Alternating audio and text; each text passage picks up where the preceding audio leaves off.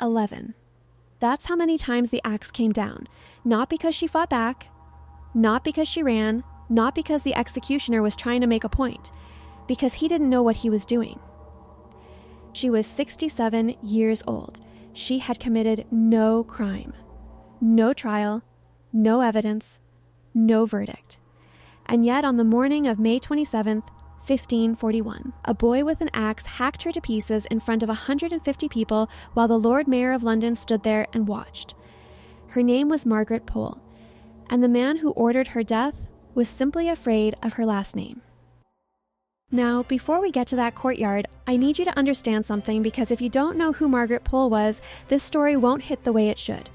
Margaret wasn't just a random noblewoman. She was the daughter of George, Duke of Clarence, brother of 2 kings of England. Edward IV, Richard III, that's her family. Pure Plantagenet blood, the oldest, most powerful royal line in English history. And that bloodline, that's the thing that got her killed. See, Henry VIII had a problem, a very specific, very paranoid problem. He didn't just execute people for what they did, he executed people for what they were. And what Margaret Pole was a living reminder that the Tudors weren't the only dynasty with a claim to the English throne. But here's where it gets interesting. Margaret wasn't the one causing trouble. It was her son, Cardinal Reginald Pole, who had been traveling across Europe publicly calling Henry a tyrant, a heretic, embarrassing the king in front of every royal court on the continent. Henry wanted Reginald's head. But Reginald was in Europe. Untouchable, so Henry did something that tells you everything you need to know about the kind of man he was. He went after the mother. Margaret was arrested in 1539. No crime named, no trial held, just a 67-year-old woman thrown into the Tower of London and left there for 2 years. And what happened at the end of those 2 years? That's what we're here for. May 27th, 1541, 7 in the morning. Margaret woke up, and within the hour, she was told she would be dead. No preparation, no ceremony, no final goodbye. Now here's the first thing that surprises people about this execution. It wasn't a secret. It wasn't hidden. Eustace Chapuis, the imperial ambassador and our main eyewitness, recorded that the Lord Mayor of London was standing right there, along with roughly 150 other witnesses. Henry wanted this scene. He wanted to send a message. But here's what he didn't arrange properly, and this is the detail that turns a sad execution into something genuinely horrifying. There was no scaffold, not even a raised platform. Just a small, low wooden block placed directly on the ground of the tower courtyard. And the executioner? The tower's regular, experienced, professional executioner was gone. He'd been sent north to deal with a rebellion. So who did they send instead? A boy, an inexperienced youth, handed an axe, pointed at a 67-year-old woman. And I need you to think about that for a second, because what's about to happen next is either the result of deliberate cruelty or the most catastrophic incompetence in Tudor history. Historians still argue about which one it was. You can decide for yourself. Margaret Pole walked to the block. And this is where the 2 surviving eyewitness accounts diverge, but both agree that the ending was the same. The first account says she refused to put her head down on the block. She reportedly looked at it and said so should traitors do. And I am none. She turned her head away, told the executioner that if he wanted it, he'd have to take it.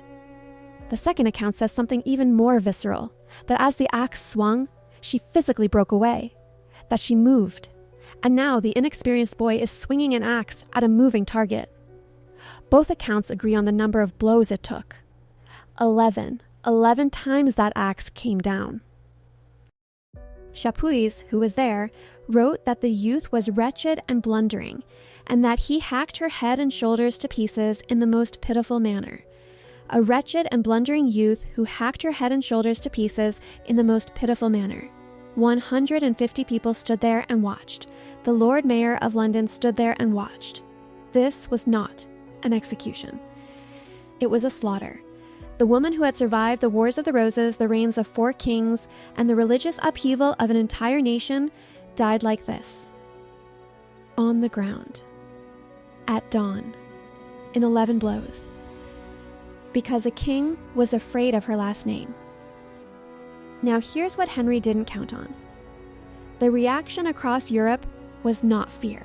It was disgust. The Emperor Charles V, one of the most powerful rulers on earth, was horrified.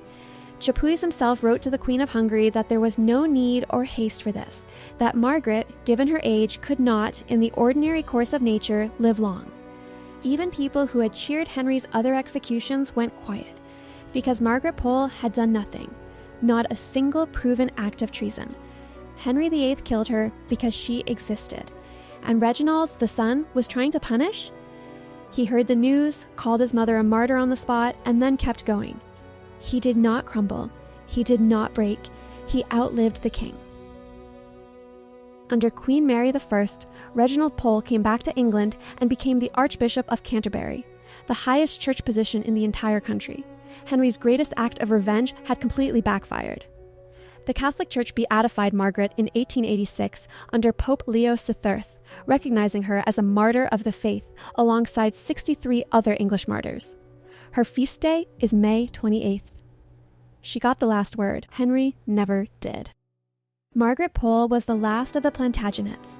300 years of dynasty ended not on a battlefield, not in a war, not through some dramatic final stand, just a courtyard, a wooden block on the ground, a boy with an axe who didn't know what he was doing, and a 67-year-old woman who refused to act like a traitor. Henry VIII spent his whole reign trying to make people forget her name. And instead, we're still talking about her. If this hit differently than you expected, drop a comment below. Did you know about Margaret Pole before today? And if you're new here, subscribe, because this is what we do. No sugarcoating, no shortcuts, just history, exactly as it happened.